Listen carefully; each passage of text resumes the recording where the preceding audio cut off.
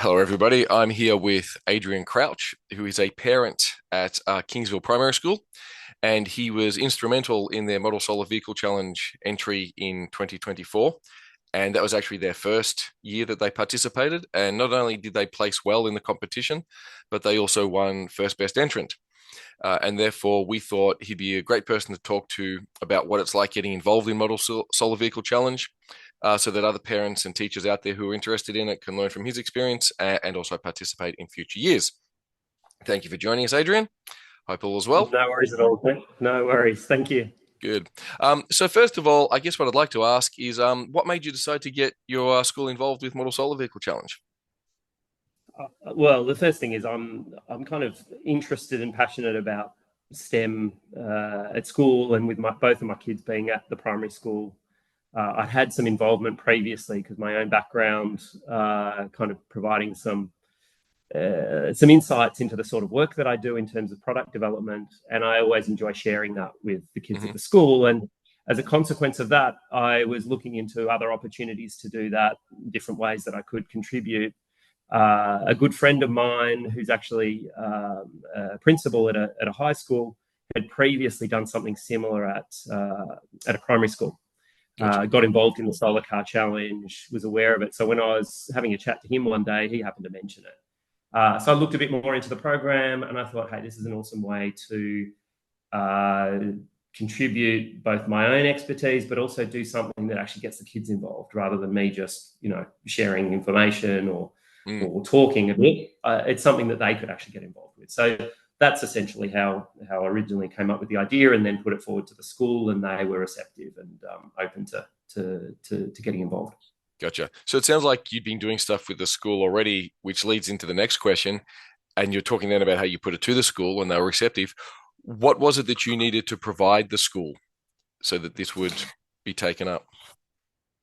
Well, in this particular case, Kingsville's been pretty proactive about putting it out to the broader school community, ideas for doing things that are a bit some unique and novel programs at the school. And so this was actually a call out that took place last year. They put the word out, said who's got ideas of things that might require a little bit of school financial contribution, but that might be something different that we could offer to the kids in the school. So that was how it kind of all originally came about in terms of the engagement with the school, because that was there. But I would say pretty much any school, if you approached them and offered them some of your own time to support the kids getting involved in something like this, I'd be pretty surprised if they turned you down, right? So the bottom line is I just put forward a proposal in terms of like what it might look like as an activity and what my contribution could be, and what the school was likely to need to put forward. So I'd done my own reading up in terms of the program, so I had a rough idea what was going to be involved, and then just turned that into a little brief summary of what I thought was required, and then had that discussion with a few key people at the school. Gotcha. And so from the sounds of it, what you had to contribute essentially was your time and expertise. Is that correct? In this case, I did. So Yep. I offered that. But I also had the benefit that there were actually in the end 3 teachers who volunteered their own time during the school week, which I think is significant. So I mean, I'm sure it's possible to run this sort of thing as a parent on your own without that kind of support, but I think that always makes it a bit harder. So I generally say that I once again, I suspect that most schools you'd be unlucky to find there isn't some receptiveness Gotcha. and willingness with some of the teachers to get involved. Gotcha. So you mentioned that you had a STEM background or a technical background. I'm assuming that probably helped when you put the idea forward, with regards to the way you probably presented it, and also the fact that if you were going to be involved, they knew that you had some expertise that was of value. Let's say a parent didn't have your background. What do you think they can do to get Model Solar Vehicle Challenge into their school? So I mean, I think the first thing to consider is that the program itself, the competition, if you like, it's not just purely, I wouldn't say it's necessarily purely technical, right? It's kind of a mix of skills that you need and you kind of bringing out of the kids. So for me, it wasn't necessarily so much my background, but more my willingness to get involved and contribute a bit of time. So I think the first thing is if you've got the time to put in, it's not an activity that you couldn't learn from scratch, potentially, as a parent and support the kids. Obviously, it helps if you're naturally more inclined to be more get involved in things hands-on, right? So this is particularly in the Sheridan car kit, which is the one that I had our kids get involved with. It's a kit, right? So you build a kit. So you want to have some skills. If you've ever, put together a bit of IKEA furniture, you can probably manage this and navigate your way through the program. But I would say that's the first thing, that it's probably more accessible and easy to handle than you realize. You don't necessarily need any particular depth of technical background. The second thing is, it helps if the school supports you, either with other parents. So you could reach out, and I'd be very surprised if most schools don't have other parents who have some sort of technical background or an interest and would be willing to contribute. In this case, I ended up with 3 teachers from the school. I didn't have to reach out any further, but had I put the word out, I'm sure I would have had more other parents interested and willing to support. I certainly did on the day of the competition. And then the final thing is probably yourself, Clint, right? So it was obvious from what you were doing that there were those of you involved in running the program were always available to actually help out. So I suspect, once again, even if you didn't have much background in this sort of thing, there'd be plenty of help available. Yes, we certainly like to think so. That was good to note that. We have heard from other people saying that other parents are a bit of an untapped resource, and you should always leverage those when you can. You mentioned a few times, like having the 3 teachers from the school. It seems like that was perhaps not expected. And I guess apart from the 3 teachers, was there any other support from the school or benefits from engaging the school that you did not expect? So first of all, I wouldn't say it wasn't expected. Oh, okay. I did expect to get some help. I didn't necessarily expect to get 3, so that was more than I expected. But gotcha. But no, there was. I mean, the school was keen, right? So the school was just looking for a way to make it happen, and then it was just. So I think two of the teachers in particular were regularly doing lunchtime coding club for the kids at the school, and they just thought, hey, instead of doing the coding club for this term, we'll do the solar car challenge, right? So that was pretty. I wouldn't say, it's still a commitment from them, but it was easy for them to make that change. So I think that was important. But then in terms of unexpected things, I don't know. I mean, I think they were just quite proactive with the administrative side of dealing with this and dealing with things that I don't necessarily have to worry about. So they had to worry, like I said, okay, we need this many metal rulers. Well, most primary schools avoid metal rulers like the plague, right?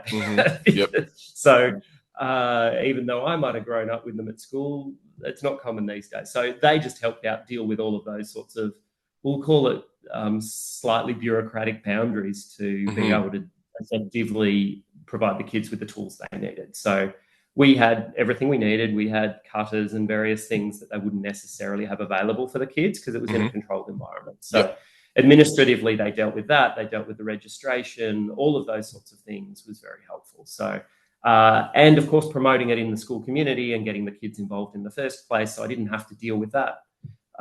So I really just had to show up at a certain number of occasions. The kids would arrive and we'd get stuck in. Gotcha.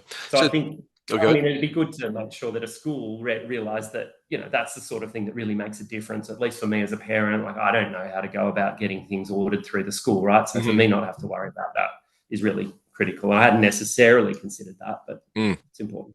Gotcha. So here's a question for you. How much time did you actually commit to this? Was it a certain number of weeks, hours per week? Yeah. So well, first of all, the kids were asked to make a certain commitment. So they were asked to make a commitment of up to 2 sessions a week. So we had half-hour lunchtime club sessions or periods that are used for various different clubs at the school. So this was another one of those, essentially. They had 3 allocated times, Monday, Tuesday, Wednesday, essentially over their lunch break. And we just asked the kids that they committed to attending at least 2 of those every week. That was it. And that was for the I think it was almost the entire duration of term 3. Gotcha. So that was that. And then, I just agreed with them that because of work commitments and various things, I couldn't necessarily attend every session, and I didn't, but I just worked with the teachers to make sure they were able to support the kids at the point they were up to in the program. And I think in the end, I probably averaged attending about 2 sessions a week myself. I was working largely from home at that point in time as well. So. It worked out. Very good. Yes. Something just popped into my head then as we were talking. You said you approached the school, but I guess there was a particular individual there, or maybe a committee or something you had to approach. Who was that, and how did you know that that was the way you should approach them? So I think it was the school council who originally put out this call for kind of, Mm, we'll call it project ideas. So that was the original approach. But I mean, you've got a relationship with a few of the individuals. So it was mm, particularly the assistant principal and a couple of the teachers who I was speaking with, or I think it was gotcha. 2 of the assistant principals even. So, Hmm. I mean, each school is a bit different in this Yep. regard, but I think, it's fair to say that probably people in this sort of position are typically going to be willing or receptive to this sort of idea. Yep. Oh, very good. So here's another question that's a little bit different from the practicalities of getting the program started. What were the benefits that the kids got from participating, from like the technical, academic, personal, social, interpersonal, things like that? Sure. So I think it's probably different for different kids because, I mean, it's obvious that different kids have different skills and skill sets. In our case, we had up to 5 kids in each team. We had 4 teams, in fact, which was probably going back to the question of what was unexpected. I didn't necessarily expect to have quite that many kids to Mm, deal with at once. But that said, that was okay. So I think the first thing is when you've got obviously teams of 5 kids, now they deal with projects at school in groups, in teams. But this was probably a little bit novel in that regard. So dealing with that many teammates on a project where there's, we'll just say, expected a certain degree of autonomy on their part is probably a bit novel for them. Because often there's still at primary school, there's a fair degree of guidance given by teachers, right, in hmm. terms of what's expected for a given Yep. activity. In our particular case, I should say we were grade 4s and 5s specifically. We decided to target them. Grade Yep. 6s were pretty full on in terms of their commitments for their final year of primary school. And the earlier years, it was more a case of we're not sure if we can effectively manage them Yep. doing the sort of thing we need them to do. Not to say you couldn't have younger kids. It's just you've got to be able to adapt, I think, to suit Hmm. that. So 4s and 5s was kind of the sweet spot we felt. I think that was probably right. Um, so that was the first thing. The second, so that working as a team with a higher degree of autonomy, that was the first thing. Then it was really, I don't know how often, and different kids get exposed. Some kids do lots of Lego or whatever and are used to following directions and following a process, but some kids maybe don't. Hmm. So this was certainly, let's just say, a much more technical approach to that. Even if you're used to something like Lego, it's made presented to you in such a way. You've got these great pictures. Every single step is kind of mapped out. All of those sorts of things. And as well written as the kit guides are in this particular case, there's still a degree of understanding that's required, right? Yep. Why am I doing this? What's the process? And what should it look like at the end? Have I done that right? All of those sorts of things. It's not as obvious. Now, this is for the Sheridan kit car I'm talking about. Obviously, if you're building your own boat or any of the other programs, it's probably a little bit different, right? But at the same time, it's similar in the way that you've got to be clear about where you're trying to get to and follow some sort of process to get there. So I don't know how common it is, but it was certainly apparent to me that different kids had different levels of expertise. Yep. But that was also part of the teamwork where you saw some kids take the lead in certain activities more so than others, and then that would change around. Gotcha. So I think maybe the final thing is just the kind of that sense of accomplishment for the kids of kind of working through this process and getting an outcome at the end. I Hmm. mean, that was my biggest fear was we'd go through this whole program, right, and get to a point and not have a car working, like Hmm. how disappointed the kids would be. That was probably my greatest fear. I was just really hoping that the kids did get that reward for their effort, Yep. and in the end we did. But I think that certainly was another key thing that they got out of it, right? Persevering with something for a fairly long period of time, right, for Hmm. term 3, and then having that opportunity to then go and see get that reward from your effort in the form of a competition, an exciting event, And in our particular case, we had some success, so that was even better, right? But Yep. just getting there and actually seeing the cars work and run and having that chance to compete, that was fantastic for them. Gotcha. Yeah, it's good. Yeah, I think the emotional satisfaction is something that's not fully appreciated until you actually see it, and it's hard to communicate as well. But certainly, we see that every year. I mean, on the day we had the kids dancing and yelling and cheering, and like there was a whole lot of stuff going on, right? Yep. It was really something that they got engaged in. Yeah, and it's not often you see that kind of emotional exuberance expressed at things that are STEM related. No. Yeah. No, usually, well, sometimes it's because it's discouraged, right? Yeah, maybe, yes. Don't do that, it's dangerous, right? But in this case, it really was a chance for them to be proud about what they'd done and get excited. Yeah. Yeah, excellent. And thank you for all those answers thus far. What final advice would you offer parents who want to get their kids involved in Model Solar Vehicle Challenge? I think I don't know. Maybe I didn't mention it before. I think the first thing is it's pretty easy to get your hands on a kit, and like for me, I mean, like I'm kind of involved in this sort of field myself in a way, but still, you can get your hands on a kit and build one, right? And it's an activity. You could do it with your kids at home, right? This doesn't necessarily require you to only do it in the school environment, and you learn something from it. So I just think the easiest thing to do is realize it's actually not that hard. You just get yourself one of these kits. You can actually build it and you can figure it out yourself. And that'll help you figure out what's required to guide the kids through it as well. And I think that made a difference. So I kind of knew what, little mistakes that I may have made, I could make sure the kids were given enough guidance to hopefully avoid the same mistakes that I may have made. So. Yep. Yeah, we've definitely set the Sheridan kit car up to be something that is very accessible. And I think that's excellent advice you're giving there, that it is worth noting that it is very accessible. And that's an excellent piece of advice. Yeah. Thank you for your time with that, Adrian. Your insights were much appreciated. I'll let you go back to your weekend, and hopefully we'll see you at future comps in some way. All the best.